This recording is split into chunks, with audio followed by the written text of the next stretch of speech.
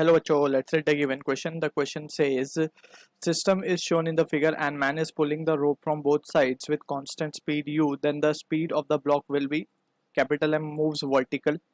So option A given है 3u by 4, option B 3u by 2, option C u by 4, option D none of this.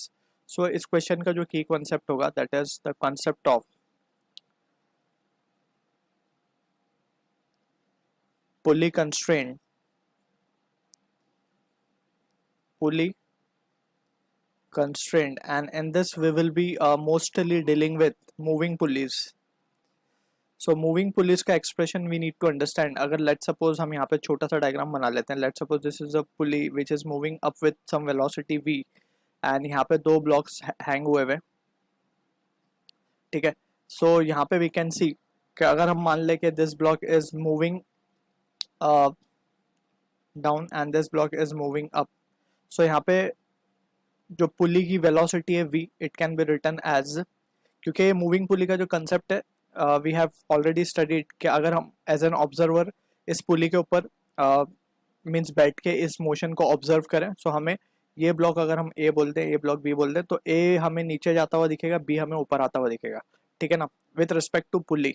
So relative motion का concept हम लगा के जो result हमें finally मिलता है, लेट सपोज हम मान लेते हैं कि ये जा रहा है वी ए से नीचे, ये जा रहा है वी बी से ऊपर. तो यहाँ पे हम लिख सकते हैं कि v will be equals to v b and it can be written as vb bar plus va bar divided by 2. हम वेक्टोरियली यहाँ पे लिख रहे हैं इस चीज को, तो we need to be careful. ऊपर वाले को हम कन्वेंशन के हिसाब से प्लस और नीचे वाले को माइनस मान सकते हैं. So this is the expression that we will be using for the question given. तो यहाँ पे हम देख सकते हैं सबसे पहले तो हमें ये मूवेबल पुली दिख रही है, हम इसी को यूज करके चीज़ों का एनालाइज करेंगे. तो यहाँ पे डायग्राम हम इसी क्वेश्चन में इसी में यूज कर लेते हैं. This pulley will be moving with u velocity in the upward direction since string is constrained over here to move up with velocity u. तो ये पुली भी ऊपर की तरफ u velocity से जाएगी एंड ये velocity ये साइड में जो string है it has been fixed. तो यहाँ की जो velocity होगी will be 0. यहाँ की वेलोसिटी को हम मान लेते हैं लेट सपोज v1. ठीक है. तो यहाँ पे अगर हम ये पुली के ऊपर अगर हम ये फॉर्मूला लगाए, so we can write u will be equals to v1 plus 0 upon 2. तो यहाँ से v1 की वैल्यू क्या आ जाएगी हमारे पास 2u. इसको हम कह देते हैं एक्सप्रेशन नंबर 1. राइट. अब यहाँ पे वी कैन सी फर्दर के ये हो गया v1. अब यहाँ पे we can consider this block to be moving up with some velocity v मान लेते हैं. ये ब्लॉक v वेलोसिटी से ऊपर चल रहा है, जो कि हमें फाइंड भी करना है क्वेश्चन में. ठीक है. सो यहाँ पे हम क्या करते हैं, इस स्ट्रिंग में जो वेलोसिटी है let suppose it has to be v2.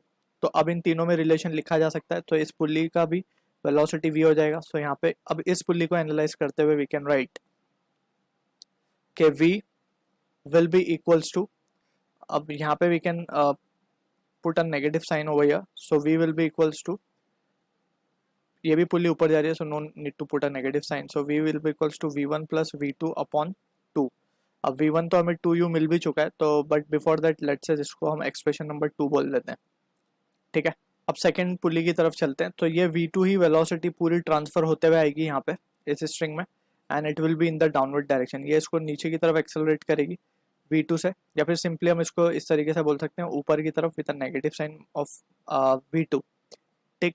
तो अब इस पुली को अगर हम एनालाइज करें ये वाली को, और यहाँ पे जो वेलोसिटी होगी ये तो u ही होगी because it is constraint u velocity से.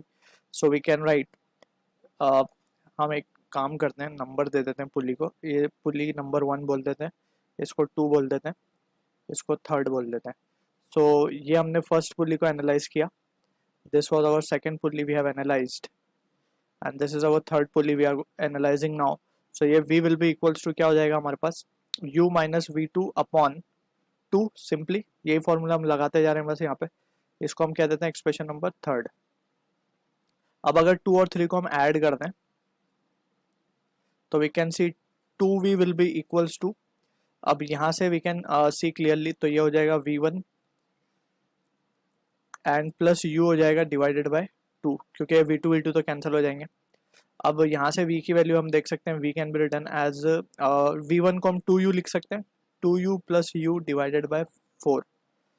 From expression 1 we have written this. From 1 हमने v1 को 2u रख दिया, तो यहाँ से v की वैल्यू फाइनली क्या आ गई 3u/4। So this is the answer for the question, जो कि मैच होगा हमारा ऑप्शन ए के साथ। So I hope you understood the solution. All the best.